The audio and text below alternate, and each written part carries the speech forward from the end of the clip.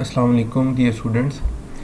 आज की क्लास में हम प्राइस इफ़ेक्ट को डीकम्पोज करना जो है इसको रिवाइज़ करेंगे।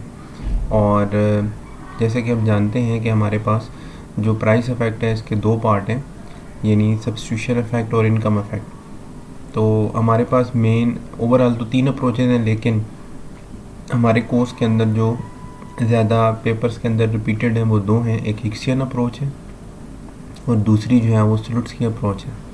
अब जो हिक्सियन अप्रोच है इसको कंपनसेटिंग वेरिएशन अप्रोच भी कहा जाता है, ठीक है। और उर्दू के अंदर इसको मतलाफियाना तब्दीलियों का तज्ज़िया, ठीक है, ये नाम भी दिया जाता है। तो हमने ये जो प्राइस इफ़ेक्ट है इसकी डीकम्पोजिशन को तीन कमोडिटीज़ के अंदर देखना है कि जब हमारे पास गुड नॉर्मल है, इन्फीरियर है और गिफर है।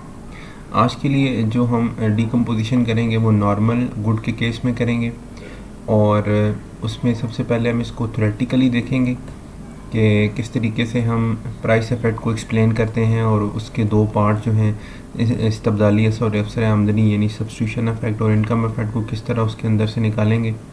और उसके बाद फिर हम उसकी डायग्राम की तरफ जाएंगे और ग्राफिकली देखेंगे कि किस तरीके से आप नॉर्मल कमोडिटी के केस में प्राइस इफ़ेक्ट को डीकम्पोज कर सकते हैं। तो सबसे पहले जो हम बात करते हैं असर कीमत यानी प्राइस इफ़ेक्ट के ऊपर।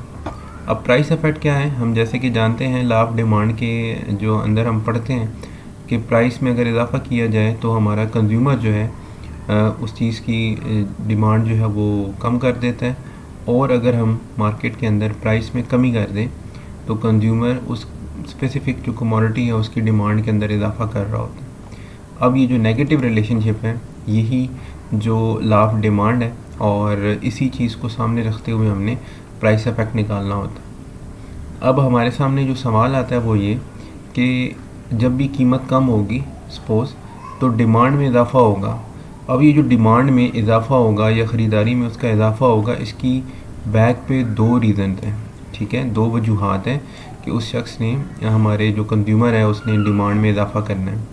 इसमें पहला पॉइंट जो है वो ये है कि कीमत के गिरने का जो इस्तबदाली असर है यानी सब्स्टिट्यूशन इफ़ेक्ट है, और दूसरा ये है कि कीमत के गिरने का यानी आमदनी असर यानी इनकम इफ़ेक्ट। अब इसमें जो हमारे पास पहली चीज़ है, यानी सबसे पहले हमने फर्स्ट जो पैराग्राफ बनाना है उसके अंदर सिंपल प्राइस इफ़ेक्ट के बारे में बताना है कि जब भी कीमत में तब्दीली लाई जाएगी तो नॉर्मल कमोडिटी के केस में डिमांड किस तरह चेंज होगी।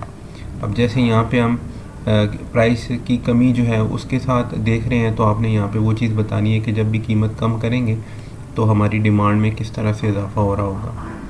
अब हमारे पास जो पहला पॉइंट है यानी इसका जो सब्स्टिट्यूशन इफ़ेक्ट है वो किस तरह से निकालेंगे। तो सबसे पहले इसके अंदर ये है कि हम अपनी लास्ट क्लास के अंदर भी बात कर चुके हैं कि सब्स्टिट्यूशन इफ़ेक्ट है क्या।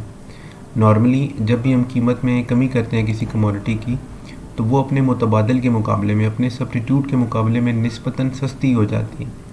और कंज्यूमर की नेचर ये है कि वो सस्ती जो चीज़ होगी और जो इक्वली दो मतलब उसको सब्स्टिट्यूट नज़र आती हैं, और उनमें से जो रिलेटिवली सस्ती हो चुकी है उसको ज़्यादा ख़रीदना पसंद करते हैं। यही चीज़ जो है ये सब्स्टिट्यूशन इफ़ेक्ट बनती है।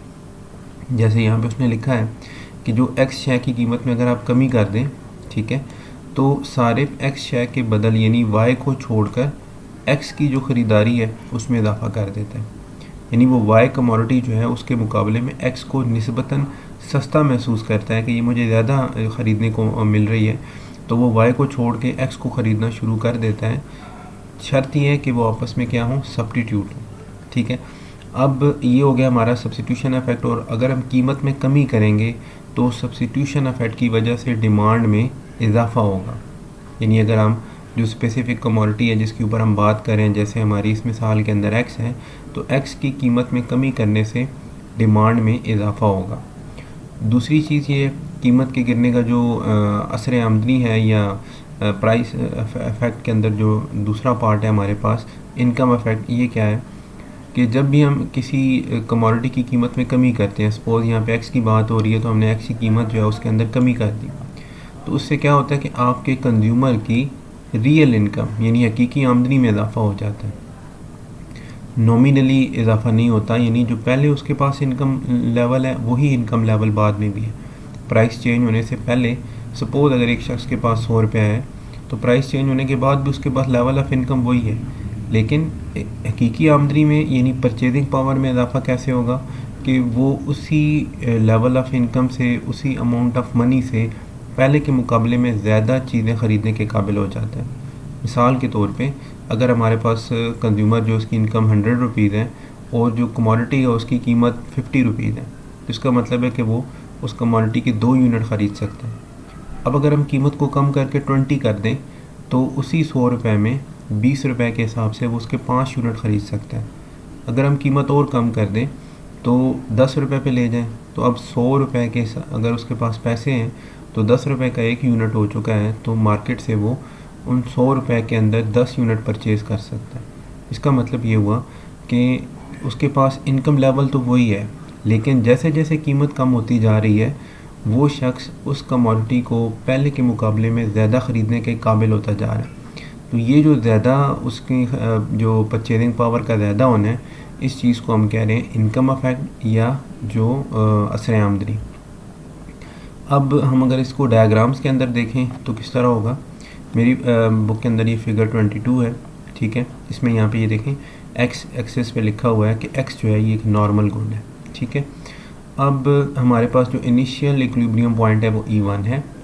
यहाँ पर ए बजट लाइन है जिसके साथ हमारा IC जो है IC1 ये टेंजेंट हो रहा है, और इस टेंजेंसी के वक्त हमारा जो कंज्यूमर है, ठीक है, वो X1 जो है अमाउंट X की इस्तेमाल कर रहे हैं हम, क्योंकि अभी X के लिए प्राइस इफेक्ट देख रहे हैं या इसके लिए हमने इसको डिकम्पोज करना है, तो अभी हम Y को डिस्कस नहीं कर रहे, ठीक है। तो आप मतलब यहाँ बेशक ना बनाएं कि Y की वो कितनी अमाउंट ले रहा है या बाद में वो कितनी अमाउंट लेगा, आप फ़िलहाल सिर्फ X के ऊपर जो है वो फोकस रखेंगे। तो अब क्या हुआ कि प्राइस जो है X की हमने कम कर दी, तो हमारी बजट लाइन जो है वो रोटेट करेगी और ये AA से AB बन जाएगी, ठीक है। यानी ये जो A आपके पास पॉइंट है उसका इधर वो सेम रहेगी, इस साइड पे कोई रोटेशन नहीं आएगी, और यहाँ से ये AB बन जाएगी और बाहर की तरफ यानी ओरिजिन से दूर जो है ये रोटेट करती हुई हमें नज़र आ रही है। अब क्या हुआ कि हमारा जो कंज्यूमर है इस कीमत में कमी के बाद E3 पॉइंट पे चला गया, ठीक है। अब ये जो E3 पॉइंट पे वो गया है तो उसने X की डिमांड को X1 से बढ़ाकर X3 पर पहुंचा दिया।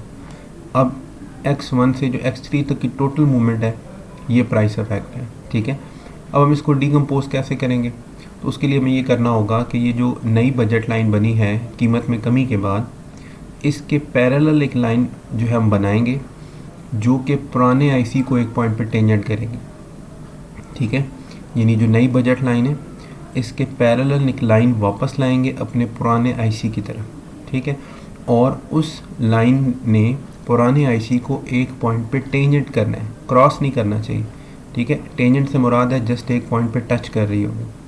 तो देखिए ये जो CC लाइन है, ये जो हमारी डायग्राम के अंदर जो CC लाइन बनी हुई है, ये IC1 जो कि पहला IC है इस IC को E2 पॉइंट पे टेंजेंट कर रही है। यानी हमारा IC1 जो है वो एक दफ़ा हमारी इनिशियल बजट लाइन AA के साथ टेंजेंट है और एक दफ़ा हम जो पैरेलल लाइन लेके आए हैं उसके साथ E2 पॉइंट पे टेंजेंट है। और हमने अपनी लास्ट क्लास में देखा था एक IC के ऊपर जो मूवमेंट होती है इसे सब्स्टिट्यूशन इफेक्ट कहा जाता है, ठीक है। यानी अगर हम देखें इस डायग्राम के अंदर X1 से लेके X2 तक, तो ये हमारे पास जो है ये सब्स्टिट्यूशन इफेक्ट है, ठीक है। और उसके बाद जो एक बजट लाइन से दूसरी बजट लाइन तक की मूवमेंट है, यानी E2 पॉइंट से लेके E3 पॉइंट तक की जो मूवमेंट है, ये हमारे पास कौन सा इफेक्ट हो गया फिर, इनकम इफेक्ट, ठीक है। तो इस तरीके से हमने ये डायग्राम बनानी है कि सबसे पहले एक इनिशियल जो है बजट लाइन लेंगे, उस पर एक इनिशियल इक्विलिब्रियम पॉइंट होगा जहाँ पे IC टेंजेंट है। उसके बाद X की कीमत को हमने कम करना है, X की कीमत कम होने की वजह से हमारी बजट लाइन बाई की तरफ रोटेट कर जाएगी, हम उस पर एक नया इक्विलिब्रियम पॉइंट बनाएंगे प्राइस के चेंज होने के बाद, और फिर जो नई बजट लाइन है उससे एग्जैक्टली पैरेलल लाइन जो है वो वापस लाएंगे, वो पुराने IC को एक पॉइंट पे टच कर रही होगी, टेंजेंट हो रही होगी, और फिर एक IC के ऊपर जो दो पॉइंट्स हैं ये सब्स्टिट्यूशन इफेक्ट होंगे, और एक बजट लाइन से दूसरी बजट लाइन तक की जो मूवमेंट है ये हमारे पास इनकम अफेक्ट हो जाएगा।